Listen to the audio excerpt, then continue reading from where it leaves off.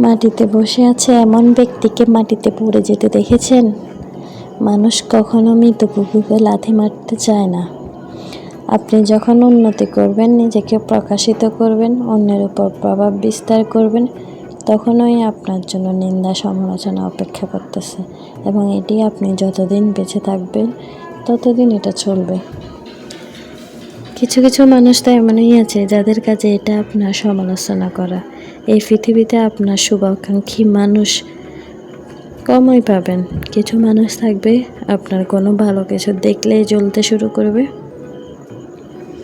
আর কিছু মানুষ থাকবে মনে হচ্ছে আপনার শুভাকাঙ্ক্ষী, উপরে উপরে আপনার সাথে এত ভালো দেখাবে, কিন্তু মনে মনে তার উল্টো।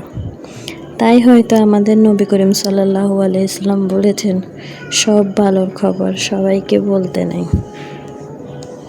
আর আপনাকে ধৈর্যশীল হতে হবে আপনার অপমান নিন্দার মুখে। যদি আপনি ধৈর্য হারা হন, তাদের কথায় কষ্ট পান, তাহলে তারা আপনার মাথার উপর দিয়ে চুরি করাবে। তারা কিন্তু এটাই চায় আপনি কষ্ট পান, আপনি নরম হয়ে যান।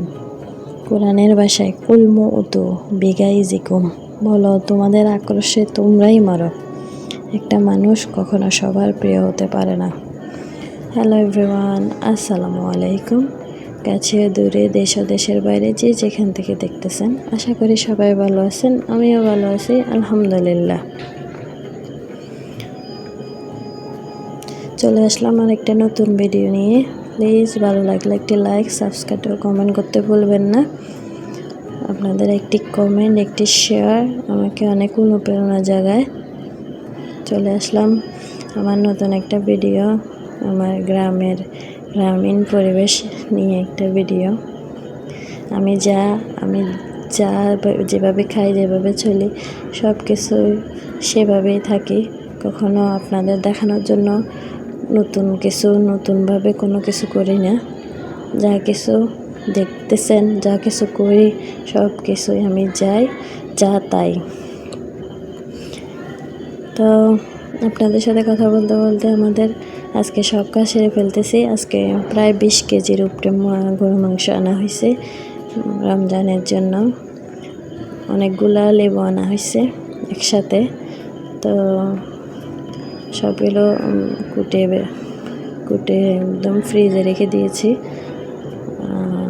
এতগুলো মাংস, আমরা মানুষও বেশি, তাই একসাথে প্রায় একটা প্যাকেটে 1.5 কেজি 2 কেজি করে রাখা হয়েছে সবার জন্য।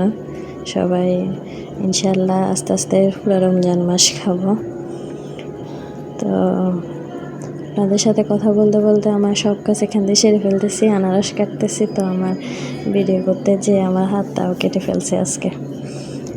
তো এখন আমার একদম ইফতারের আয়োজন করে ফেলতেছে। এগুলা বেগুনি, পেঁয়াজু, বেগুনি, শরবত, সিরার শরবত, মিষ্টি দই দিয়ে সিরার শরবত করছে। অনেক মজা এটা খেতে। তো আজকে এটাও করতেছি। পাশাপাশি আমার সেহরির জন্য রান্না বসাই দিছি। সেহরির রান্না এখন রান্না করে ফেলবো। শুধু ভাতটা একদম রাত্রে বসাবো, যেহেতু ঠান্ডা হয়ে যায় তাই। তো আমাদের সব কিছু শেষে ইফতার আয়োজন সব শেষ, আলহামদুলিল্লাহ। আল্লাহ দরবারে অশেষ শুকরিয়া। আজকে 6টা রোজা পার করে দিছি।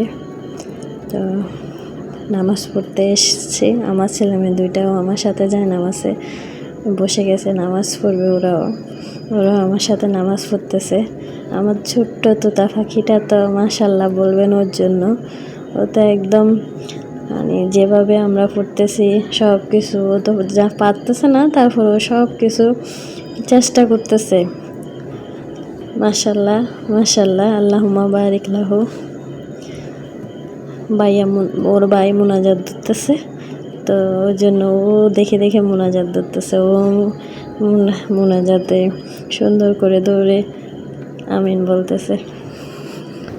আমার ছেলেমেয়ের জন্য দোয়া করবেন। আজকে এই পর্যন্ত। আল্লাহ হাফেজ, আসসালামু আলাইকুম।